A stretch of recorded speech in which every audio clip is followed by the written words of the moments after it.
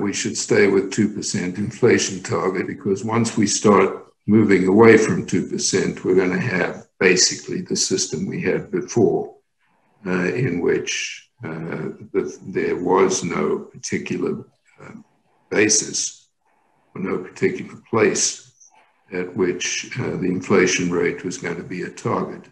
And I think that would turn out to be very unfortunate. It basically, as far as I can see, will do away with the inflation targeting approach after some time. And I'm not sure how healthy that would be.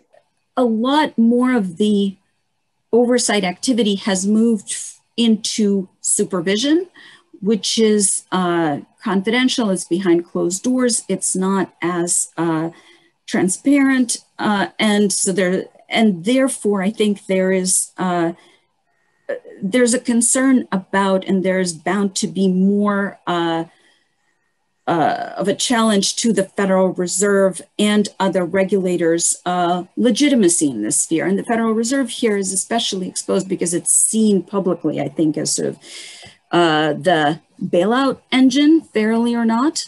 And therefore, I think there is an imperative to have US oversight of the financial system be more transparent, more accountable, and more coordinated, especially given that we have the most complex structure of supervision in the world. It is crucially important that the project of rethinking the Fed's role in helping to close racial and other economic inequities continue.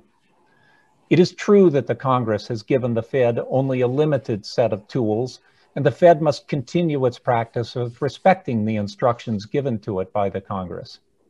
But like every other institution in our society, the Fed needs to revisit even long-held implicit assumptions and make sure that in all of its functions, not just in monetary policy, it is doing its utmost, up to the extent of its authority, to create an inclusive economic and financial environment, free of structural racism and any other form of discrimination.